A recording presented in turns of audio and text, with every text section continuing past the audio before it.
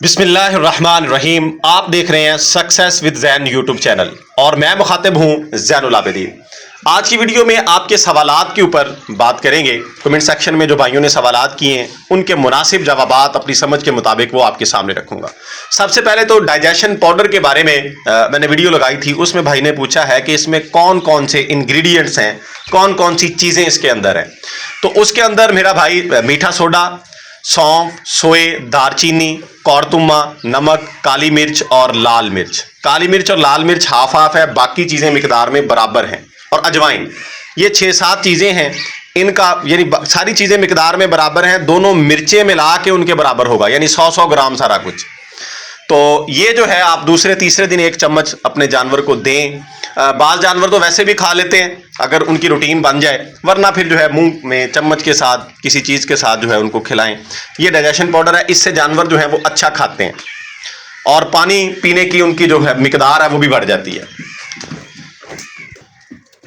इसके बाद एक भाई का सवाल है कि मैंने जो है चंद दिन पहले 5-6 दिन पहले बकरी जो है वो हीट पे थी, उसको खुद जाके क्रॉस करवाया और उसके बाद से लेकर अब तक यानी 4-5 दिन 6 दिन हो गए हैं, वो येलोइश सा गाढ़ा सा मवाद जो है वो फेंकी जा रही है।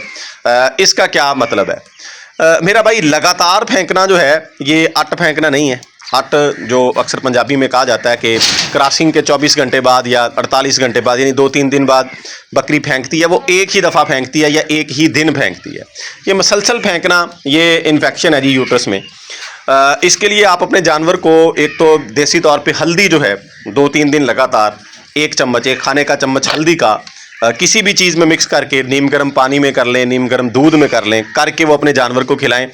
दूसरा, होम्योपैथी की टैबलेट्स हैं गाइनी प्लस के नाम से, हमारे एरिया में तो वेटरनरी स्टोर से भी मिल जाती हैं, जानवरों वाले स्टोर से आप पता करें।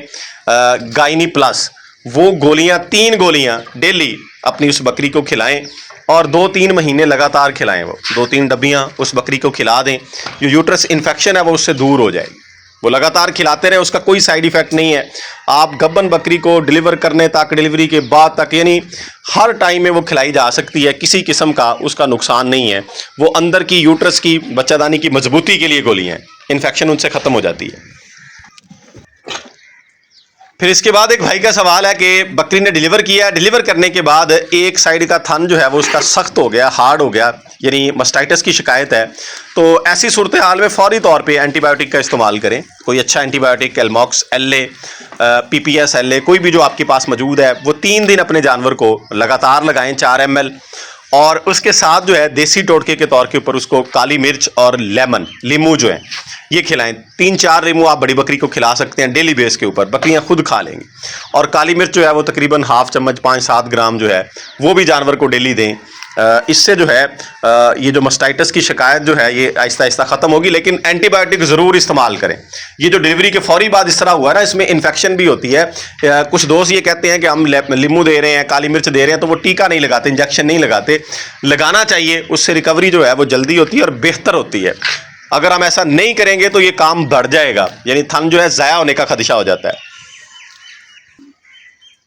फिर इसके बाद एक भाई का सवाल है कि मैंने शौक के साथ बकरी रखी हुई है, मैं उसके ऊपर खर्चा भी करता हूँ, यानी हर तरह की खुराक लेके आता हूँ, सब्ज चारा भी परचेज करके लाता हूँ, वो खाती नहीं है, वो सिर्फ घास खाती है और वो हमारे एरिया में कम अवेलेबल है, तो मैं परेशान हूँ, मैं उसका क्या करूँ।